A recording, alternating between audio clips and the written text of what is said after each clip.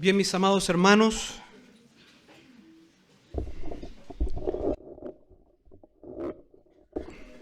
será el tiempo con la palabra del Señor. Perdón. Muy bien, Señor, nos ayude, mis amados hermanos, a preparar nuestro corazón para este buen tiempo con la palabra del Señor. Ha sido sin duda una mañana hermosa, ¿no es cierto? Un tiempo, la escuela dominical, precioso, con la buena instrucción de la palabra del Señor, un hermoso culto de adoración. Y ahora, ¿no es cierto?, el plato fuerte, ¿no es cierto?, Dios hablando a su pueblo, la palabra de Dios siendo expuesta, ¿no es cierto?, para que nosotros podamos tomar de ella.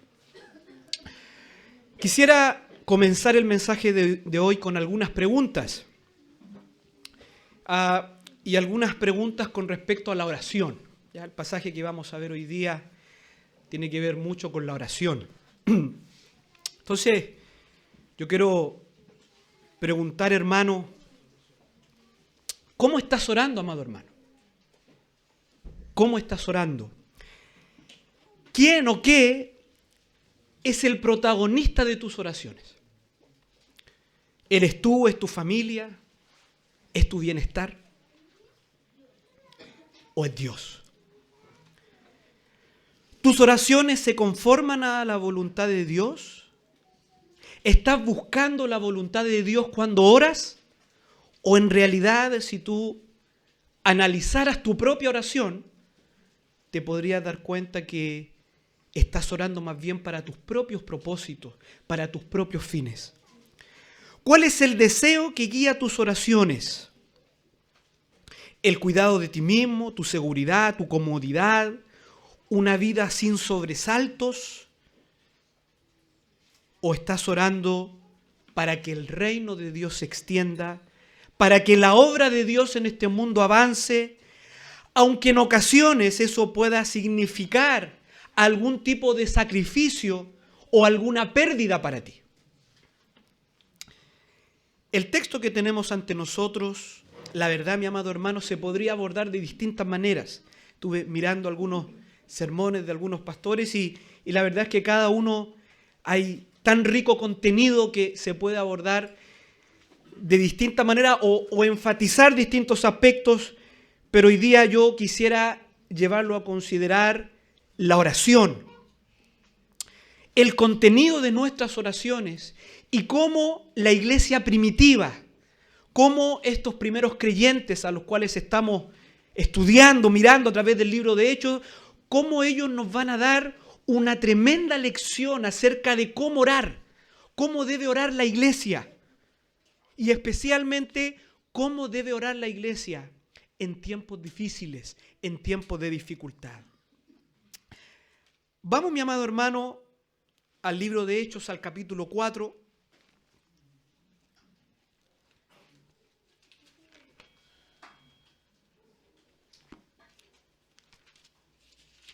Hechos, capítulo 4, vamos a estar meditando hoy día del verso 23 al verso 31. Hechos, capítulo 4, versículo 23 al 31. Dice así la palabra del Señor. Y puestos en libertad, vinieron a los suyos y contaron todo lo que los principales sacerdotes y los ancianos les habían dicho. Y ellos, habiéndolo oído, alzaron unánimes la voz a Dios y dijeron: Soberano Señor, tú eres el Dios que hiciste el cielo y la tierra, el mar y todo lo que en ellos hay, que por boca de David tu siervo dijiste: ¿por qué se amotinan las gentes y los pueblos piensan cosas vanas? Se reunieron los reyes de la tierra y los príncipes se juntaron en uno contra el Señor y contra su Cristo, porque verdaderamente se unieron en esta ciudad contra tu santo Hijo Jesús, a quien ungiste Herodes y Poncio Pilato con los gentiles y el pueblo de Israel, para hacer cuanto tu mano y tu consejo habían antes determinado que sucediera. Y ahora, Señor, mira sus amenazas y concede a tus siervos que con todo denuedo hablen tu palabra, mientras extiendes tu mano para que se hagan sanidades y señales y prodigios mediante el nombre de tu santo Hijo Jesús. Cuando hubieron orado, el lugar en que estaban congregados tembló y todos fueron llenos del Espíritu Santo y hablaban con denuedo la palabra de Dios. Amén. Permítame tener una palabra de oración, amados hermanos. Bendito Dios, Padre Celestial, una vez más, Señor, nos dirigimos delante de ti. Tú que eres la cabeza de la iglesia, tú que eres nuestro pastor, tú que eres nuestro obispo, tú que eres, amado Padre, aquel que velas por la iglesia del Señor, que te paseas en medio de los candelabros, que conoce hasta el pensamiento más profundo de nuestros corazones. A ti, Señor, que eres cercano a tu pueblo, que en este día santo que tú has apartado para la adoración, para que descansemos en ti, ciertamente tú deseas bendecir a tu pueblo.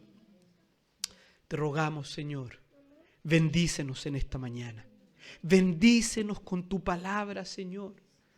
Amado Padre, danos un corazón para oír, danos un corazón para recibir. Ayúdanos, Señor, a apartar de nuestros pensamientos toda ansiedad, todo pensamiento que nos lleve a salirnos de lo que estamos escuchando en esta mañana. Danos una mente y un corazón para recibir tu palabra. Háblanos, Señor, a través de tu palabra. Yo reconozco que yo nada soy, simplemente un instrumento en tus manos para que tu palabra sea anunciada y el nombre de Cristo sea exaltado.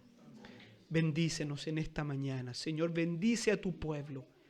Yo te lo ruego en el nombre de nuestro Señor Jesucristo. Amén. Bien, mis amados hermanos,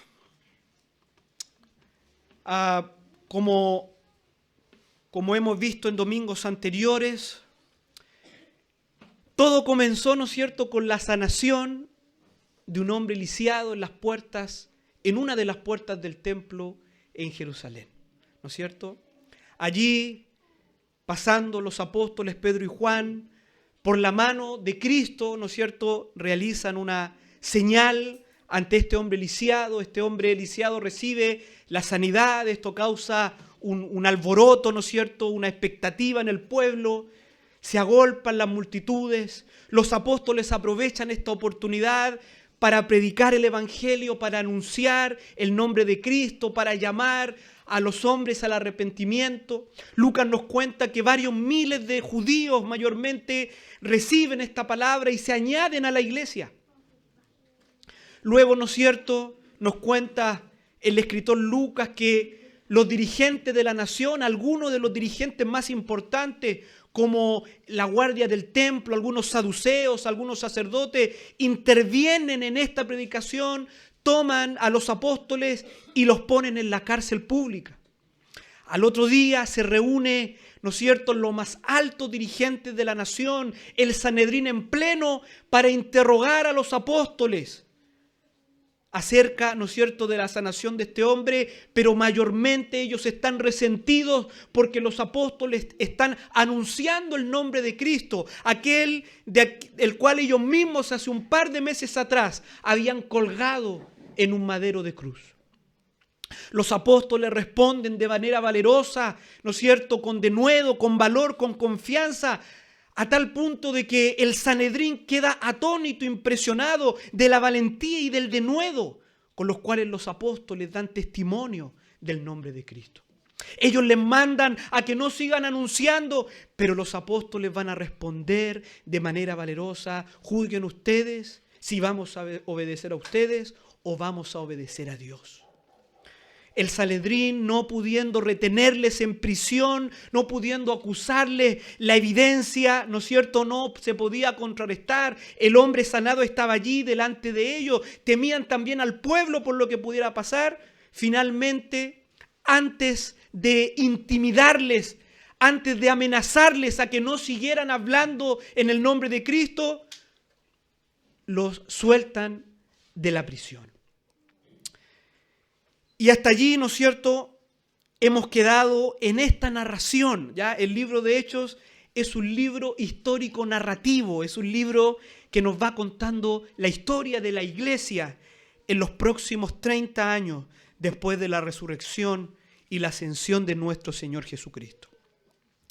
Hasta aquí quedamos la semana anterior y hoy nos corresponde mirar la respuesta de la iglesia primitiva ante todo este acontecimiento, ante toda esta situación donde por primera vez, ¿no es cierto?, se levanta la persecución, se levantan las amenazas contra la iglesia. La pregunta es, ¿cómo va a reaccionar la iglesia?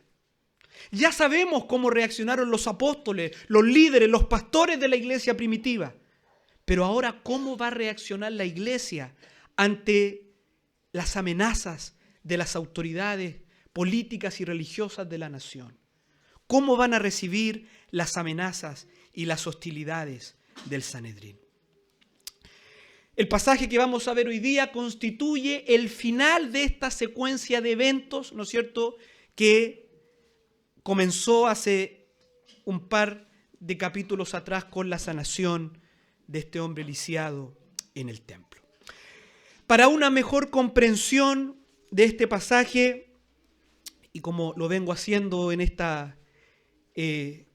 este capítulo 4, he ordenado este pasaje en 3 encabezados, en 3 títulos, que constituye más bien una mirada más cerca de la oración de la iglesia como respuesta a las amenazas de las autoridades judías. Y cómo esta oración es una oración eminentemente cristocéntrica y teocéntrica. Por lo tanto, vamos a enfatizar en ese punto en estos encabezados. Número 1, el Señor de la creación, versos 23 y 24. Número 2, el Señor de la revelación, la providencia y la redención, versos 25 al 28. Y por último, el Señor de la iglesia y de su misión, verso 29 al 31.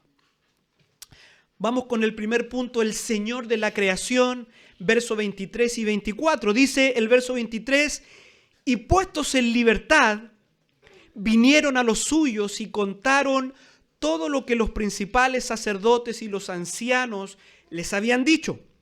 Y ellos, habiendo oído, alzaron unánimes la voz a Dios y dijeron, soberano Señor, tú eres el Dios que hiciste el cielo y la tierra, el mar y todo lo que en ellos hay. Lucas continúa su relato contándonos que una vez puestos en libertad, lo primero que hacen los apóstoles es volver a los suyos, ¿no es cierto?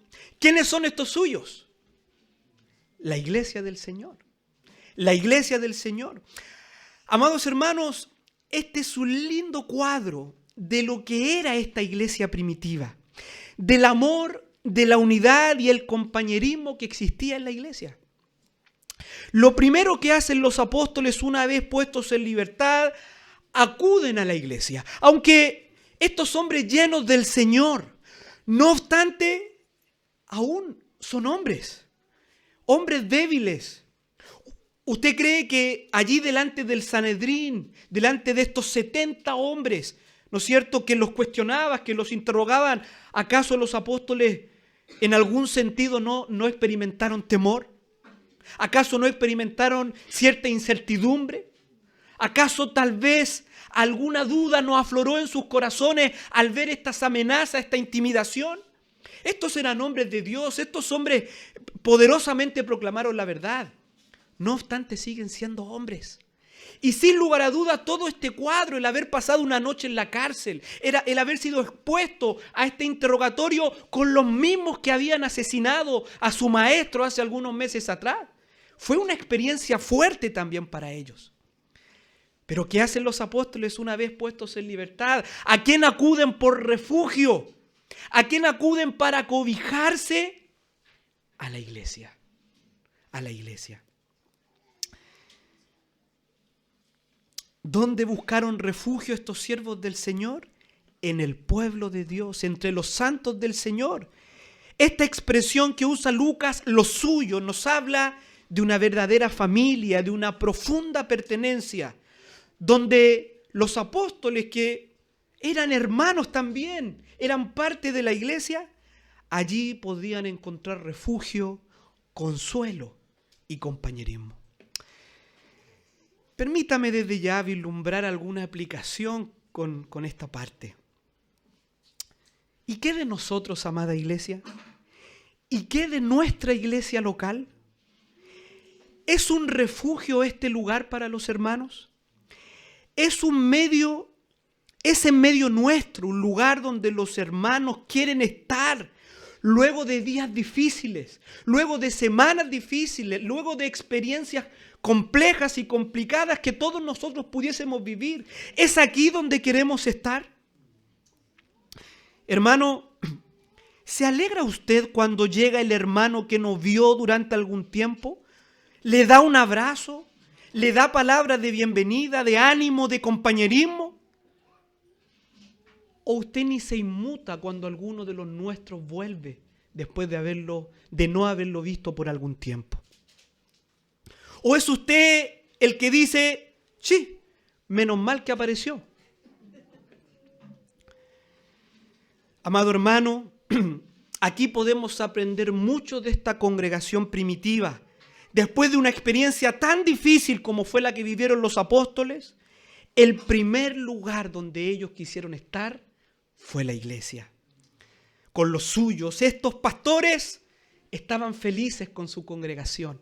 Querían estar con ellos, se sentían recibidos, acompañados, acorazados, apañados, como dirían los jóvenes.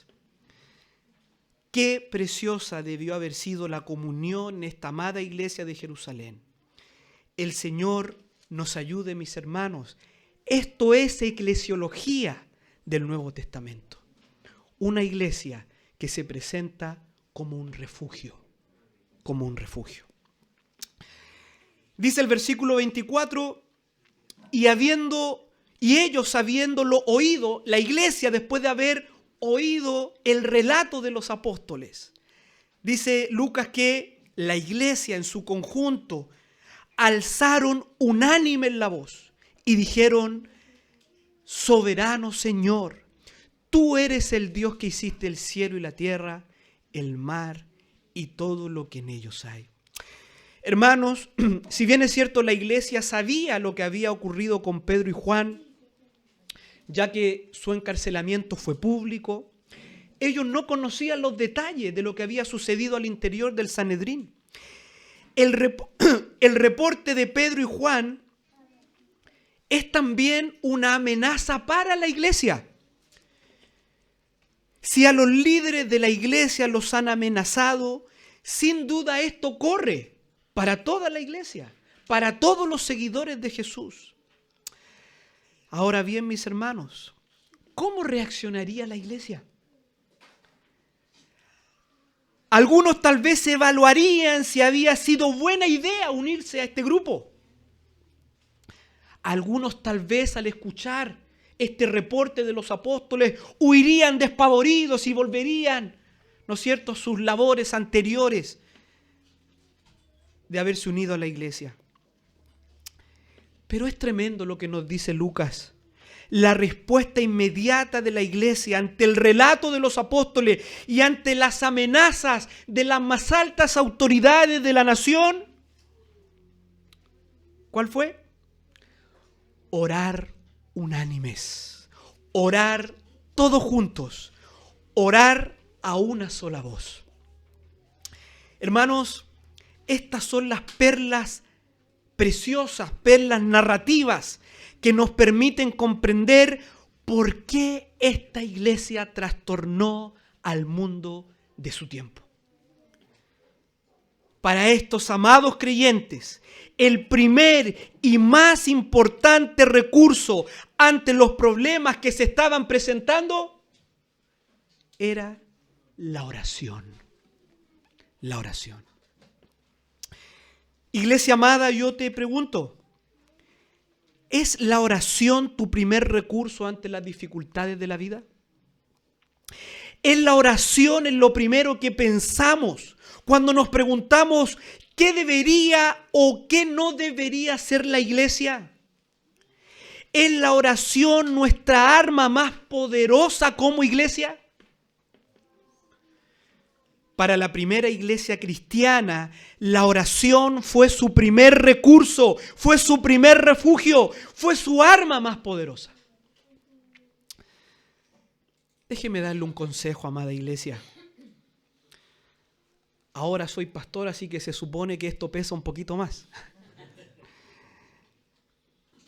Amada iglesia, sigue orando personalmente, pero no desestimes las reuniones de oración de la iglesia.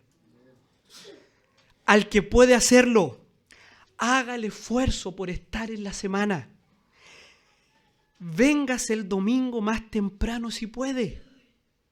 Por si alguien no lo sabía, ya hace un buen tiempo estamos orando desde las 9 de la mañana en la iglesia.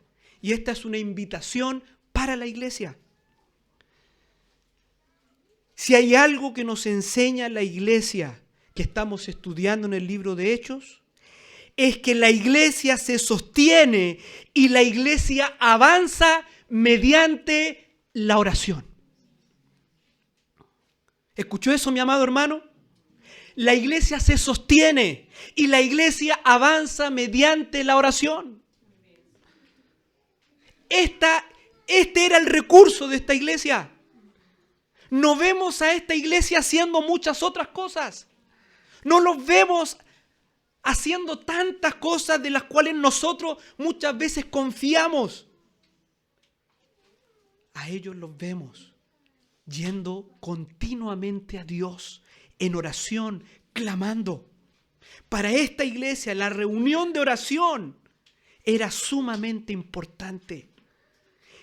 Y eso es una de las razones que explica por qué esta iglesia cambió el mundo de su tiempo para Cristo.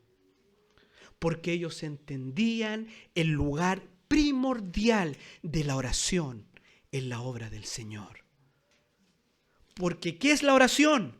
La oración no es otra cosa que creyentes dependientes de lo que Dios puede hacer.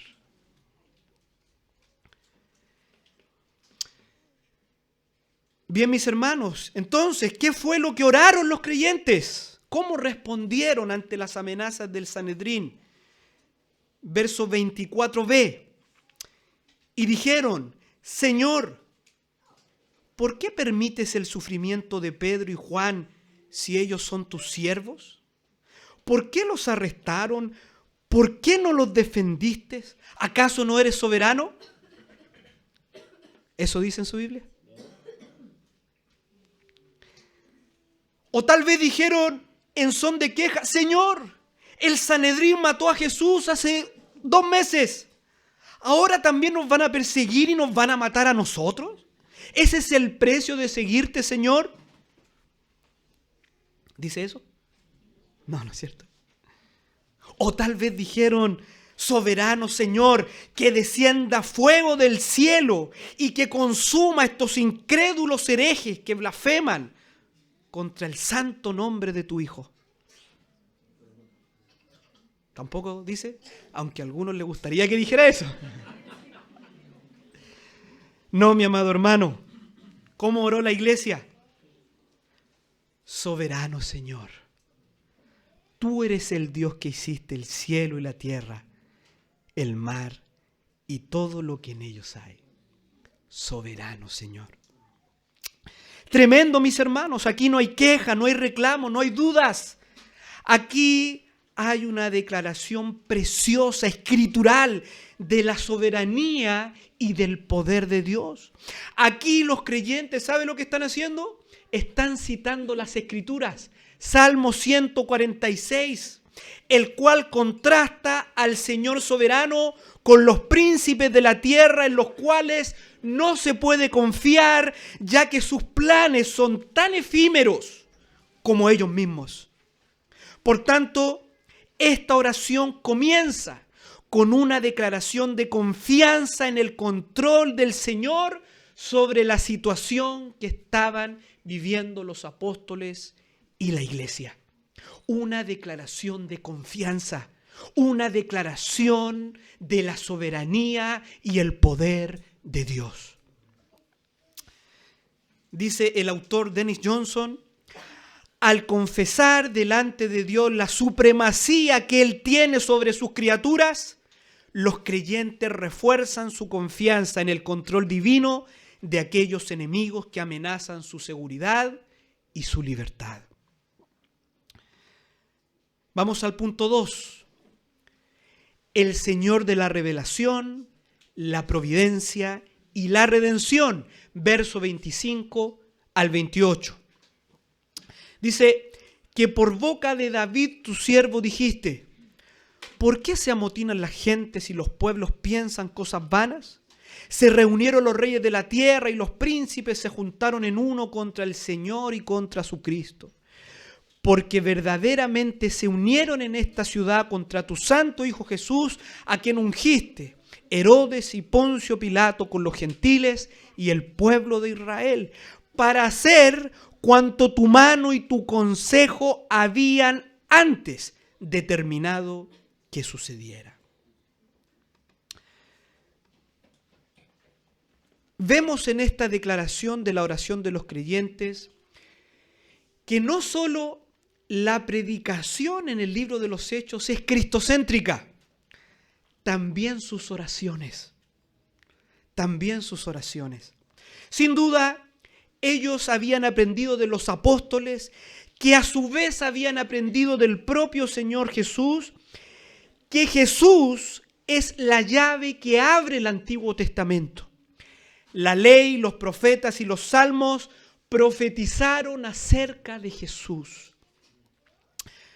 Los creyentes recordaron en esta oración y citaron el Salmo 2 y vieron en Cristo su cumplimiento. Los creyentes interpretan la Escritura y ven en Cristo el cumplimiento del Salmo 2. En el verso 27, los creyentes ven el cumplimiento de la profecía del Salmo 2. Aquel ungido de Jehová que prefiguraba a David es el Señor Jesucristo. Y aquellos reyes y príncipes de la tierra que se levantaron contra Jehová son Herodes Pilato con los gentiles y los judíos que conspiraron y dieron muerte al Señor Jesucristo. Y todo esto declaran los creyentes, es decir, la muerte del Señor Jesucristo fue hecho por la mano y la sabiduría del Señor, decretado desde antes de los tiempos de los siglos. Ahora, ¿por qué en esta oración de respuesta a las amenazas del Sanedrín los creyentes recuerdan a quienes asesinaron a Jesús, pero que en última instancia fue la voluntad de Dios que Cristo padeciera y muriera crucificado? Hermanos, los creyentes reunidos están orando las Escrituras y están clamando en base al carácter y a la voluntad de Dios. En otras palabras, ellos están declarando en su oración que nada, ni siquiera la muerte injusta del Hijo de Dios, sucedió fuera de la voluntad soberana y del control de Dios.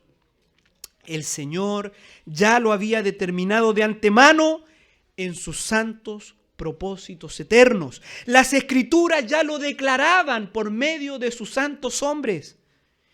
Y aunque en el caso de la muerte de Jesús pareció que los gobernantes malvados habían salido victoriosos, siendo absolutamente responsables de su maldad, no obstante, estaban haciendo exactamente lo que de antemano el decreto de Dios había determinado que sucediera. Como dice un comentarista, la debilidad y la derrota del Mesías demostraron ser las armas secretas de Dios para redimir a su pueblo culpable. Por esta razón, si usted va al Salmo 2, va a decir, ante la conspiración de estos grandes de la tierra, en el versículo 4, el que mora en los cielos se reirá. El Señor se burlará de ellos. El hombre no puede y jamás podrá contra los propósitos de Dios. ¿Entiende ahora por qué la iglesia está citando este salmo? ¿Por qué está orando, ¿no es cierto?, este salmo? Mis amados hermanos, los creyentes por medio de las Escrituras están declarando la soberanía y el poder de Dios en la historia humana y están engrandeciendo, están exaltando la voluntad y los propósitos de Dios por sobre las conspiraciones y por sobre las amenazas de los hombres, por más poderosos que estos parezcan. Y este conocimiento de Dios, emanado de su revelación en la Sagrada Escritura y de sus obras realizadas en el propio tiempo de ellos, está llenando de fe y de valor a estos creyentes. Y una oración como esta no permite que sucumban ante la intimidación y las amenazas de los líderes de la nación. Como dice un autor comentando este texto, esta prueba que lo cambia todo, de que Dios no solo gobierna soberanamente en la perfección prístina del Edén, sino también Dios está gobernando en los horrores del Calvario, disipaba de las mentes de los creyentes cualquier temor por su seguridad personal y los liberaba para centrarse en la misión que el Señor les había encomendado. Nuestro tercer encabezado dice, el Señor de la iglesia y de su misión. Verso 29 al 31. Dice el verso 29, y ahora, Señor, mira sus amenazas y concede a tus siervos que con todo denuedo hablen tu palabra, mientras extiendes tu mano para que se hagan sanidades y señales y prodigios mediante el nombre de tu santo Hijo Jesús. Cuando hubieron orado, el lugar en que estaban congregados tembló, y todos fueron llenos del Espíritu Santo y hablaban con denuedo la palabra de Dios.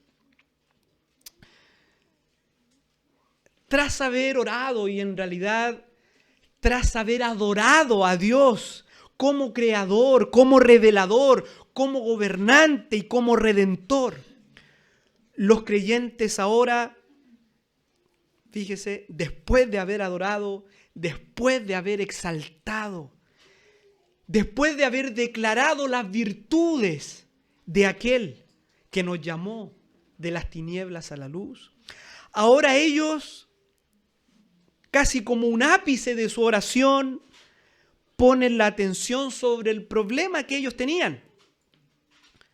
¿Cuál era este problema? Las amenazas del Sanedrín. ¿Y qué es lo que piden los creyentes para esa situación en específico? ¿Acaso piden protección física? Que en realidad sería supernatural, ¿no es cierto? Ante las amenazas de hombres poderosos, no hubiera sido algo descabellado que hubiesen pedido por su protección física. ¿Pero piden por protección física? ¿Acaso piden gracia y que les vaya bien, que el Señor los acompañe para poder entrevistarse con algunos hombres influyentes del Sanedrín y puedan convencerlos de que no lleven adelante sus amenazas? En otras palabras, ¿están confiando en la política Están confiando en los pitutos, ¿no es cierto?, en el conocido. ¿Están confiando en el hombre? ¿Qué piden entonces los creyentes? Ellos piden una sola cosa: valor para seguir predicando. Valor para seguir predicando. Ellos dicen: Señor, mira sus amenazas. Es como si dijeran: Señor, tú conoces la situación. Mira sus amenazas. Ocúpate tú. Tuya es la venganza. Tú darás el pago. Ni se detienen a pedir para estos hombres malvados. Dicen: Señor, tú conoces. Tú conoces. Pero con respecto a nosotros, danos valentía, danos confianza para seguir predicando. No ceses de utilizar a tus siervos los apóstoles, de seguir predicando, mientras, Señor, respalda su predicación con sanidades y señales en el nombre de nuestro Señor Jesucristo. Señor, ante esta situación, sigue adelante con lo que estás haciendo. Que tus siervos sigan anunciando tu nombre. Dales valentía, dales valor. En este tiempo el Señor estaba evidenciando la predicación con señales y sanidades. Por lo tanto, la iglesia dice: Señor, sigue haciendo lo que estás haciendo. Sigue adelante con tus planes.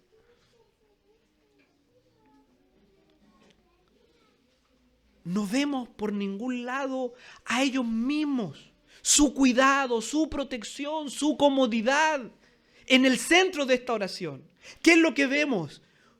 Rogando para que el reino de Dios se siga extendiendo, para que la obra de Dios siga avanzando. Y con respecto a nosotros, danos valor, Señor. Somos hombres que podemos caer en temores.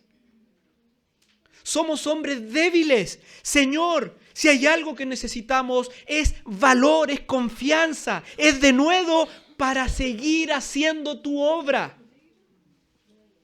Aunque esto pudiese significar pérdida para algunos de nosotros.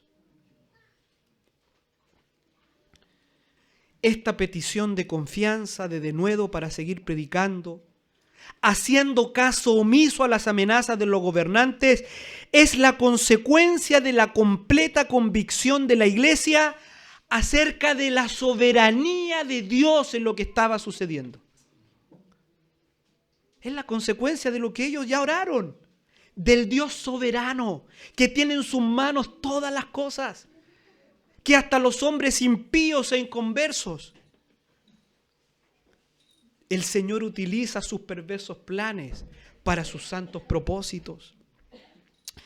El Señor está en control de todas las cosas. Los gobernantes de la tierra, por más poderosos que estos sean, son menos que la nada ante el soberano Señor. Jamás podrán frustrar sus planes. Por tanto, la iglesia pedía una sola cosa: valor para hacer lo que Dios les había ordenado que hicieran: predicar el evangelio. Aunque eventualmente esto pudiera significar una gran pérdida para ellos. Más adelante veremos que a muchos de ellos les va a costar cárcel, les va a costar despojos, les va a costar exilio, y a muchos de ellos les va a costar su vida. Bienvenido al discipulado fiel y verdadero de nuestro Señor Jesucristo. Dice el versículo 31, cuando hubieron orado, el lugar en que estaban congregados tembló y todos fueron llenos del Espíritu Santo y hablaban con denuedo la palabra de Dios. Lucas nos relata que al finalizar la oración, el lugar en que estaba la iglesia tembló. Lucas conecta el fin de la oración con un temblor. Evidentemente este no fue un temblor general, ¿Ya? El lugar que estaban congregados tembló. Este temblor, mis amados hermanos, básicamente representa dos cosas. En primer lugar, la aprobación de Dios de esta oración. La aprobación de Dios de la oración de los creyentes, y también este temblor representa la abrumadora presencia del Espíritu Santo entre ellos. En este contexto apostólico, el Espíritu Santo se manifiesta también con algunos elementos físicos, ¿no es cierto? Lo vemos allá en Hechos capítulo 2, en el día de Pentecostés, ¿no es cierto? La venida del Espíritu Santo fue acompañada también con ciertas señales. Allá también, ¿no es cierto?, se escuchó un zumbido como un viento recio. Tenemos el hablar en lenguas. Entre paréntesis, aquí no hablaron en lenguas. Dice el hermano MacArthur, al igual que en Pentecostés, un fenómeno físico reveló la presencia del Espíritu Santo.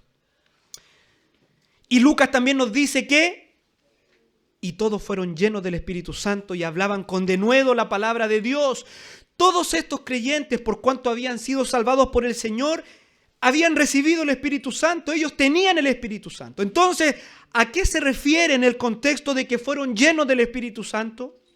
Esto está íntimamente conectado con la frase siguiente: y hablaban con denuedo la palabra de Dios. Aquí esta llenura súbita del Espíritu, como en otras partes del libro de Hechos, se refiere a una capacitación sobrenatural para predicar con confianza el Evangelio de Cristo. En otras palabras, mis hermanos, Dios respondió inmediatamente la oración de esta iglesia. Inmediatamente. Ellos pidieron valentía, ellos pidieron confianza, denuedo para seguir predicando a pesar de las amenazas. El Señor no se tardó en responder sus oraciones. Por medio de su Espíritu, les llenó de poder, los capacitó para seguir anunciando el nombre de Cristo. Qué tremendo, ¿no? Qué tremendo. Qué tremendo.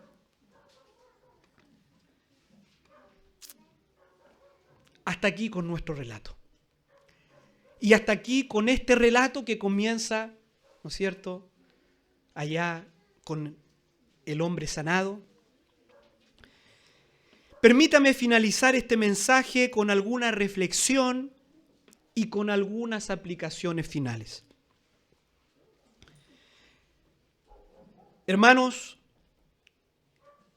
el centro de toda esta breve historia que hoy concluimos allá en el libro de Hechos no es el hombre lisiado, no son los apóstoles, ni el milagro de los apóstoles, tampoco es el Sanedrín, ni aún la iglesia.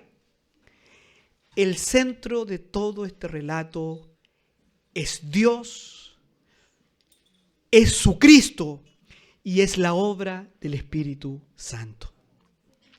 El soberano Dios está llevando adelante sus planes, está extendiendo su reino, Él está haciendo su voluntad en la tierra.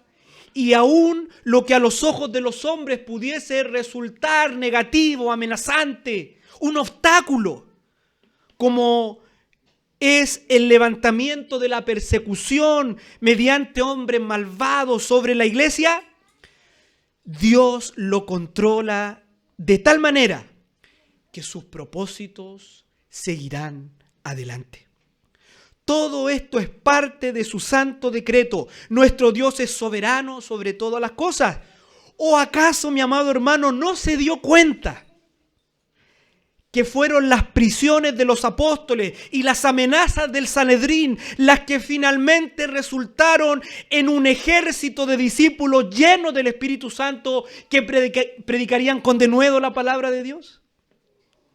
¿No está viendo cómo Dios usa las dificultades para avivar a su iglesia? ¿Para extender su obra?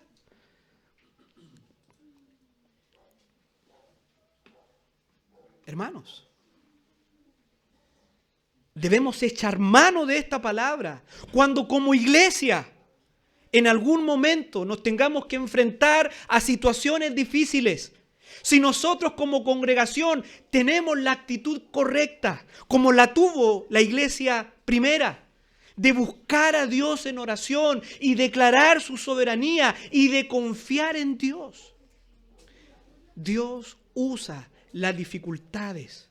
Dios usa lo que a los ojos del hombre puede ser amenazante, peligroso, terrible. Dios lo está usando para llevar adelante sus propósitos.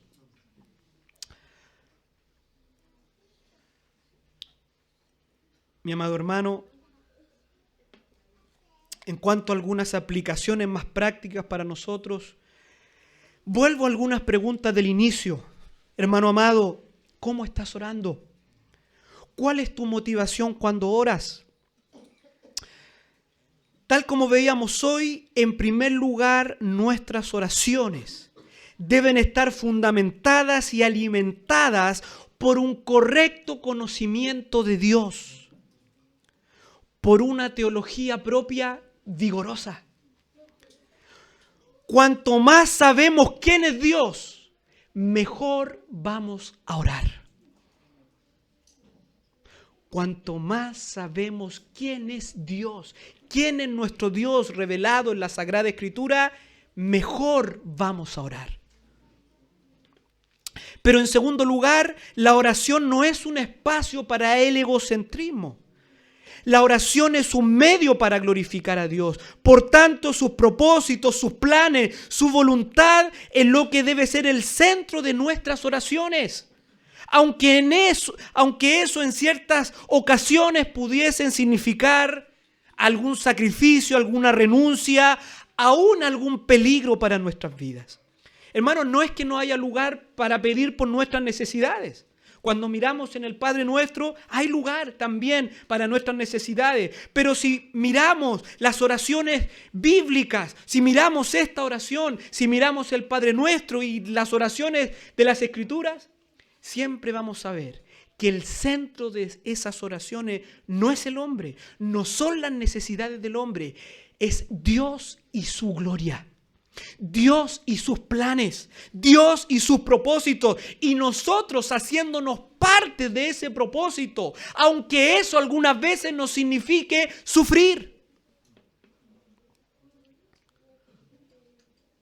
La oración del cristiano no debe ser egocéntrica, antropocéntrica.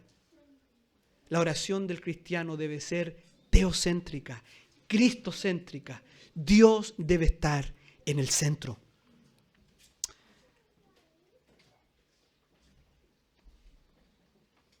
Y esa oración, mi amado hermano, la que es conforme a su voluntad, es la que Dios se ha comprometido a responder. Hermano, Dios no se ha comprometido a responder cualquier oración. Muchas veces creyentes inmaduros se enojan con Dios porque Dios no responde sus oraciones o no les da lo que ellos quieren. Cuidado allí, mi amado hermano. Por eso te pregunto hoy día, ¿cómo estás orando? ¿Cuál es el centro de tus oraciones? El apóstol Santiago dice, bueno, pedís y no recibís porque pedís mal. Pedís para vuestros propios deleites. El Señor no se ha comprometido a responder esas oraciones. El Señor se ha comprometido a responder cuando oramos conforme a su voluntad. Y concedámosle su soberanía. Él responde como Él quiere. Él responde como Él quiere. Otra cosa que podemos ver aquí. ¿Necesitas valor para predicar? Ora al Señor, pídele que te capacite, que te llene de su espíritu para hablar del Señor con valor y confianza. Tal vez no va a temblar el edificio donde estés orando, pero te aseguro que si oras fervientemente y perseverantemente para que el Señor te capacite para hablar de Cristo a otro, te aseguro que muy pronto te verás hablando del Señor con valentía y con confianza. Por último, Hermanos, si hay una aplicación que podríamos sacar de todo este relato, es lo siguiente: Cristo es el soberano de la iglesia. Cristo es el soberano, y no solo de la iglesia, Cristo es el soberano de la historia. Y si Cristo está de nuestro lado, amada iglesia, no tenemos de qué temer. Aunque algún día se levante tribulación, aunque algún día se levanten hombres malvados contra nosotros, tanto del interior como del exterior, aunque algún día las mismas huestes del infierno nos quieran destruir, no debemos temer. Más bien debemos confiar y seguir haciendo la voluntad de Dios, porque el soberano Señor, el Dios que hizo el cielo y la tierra, el mar y todo lo que en ellos hay, está de nuestro lado. Y Él ha prometido estar con nosotros, estar con su iglesia todos los días hasta el fin del mundo. Amén y amén.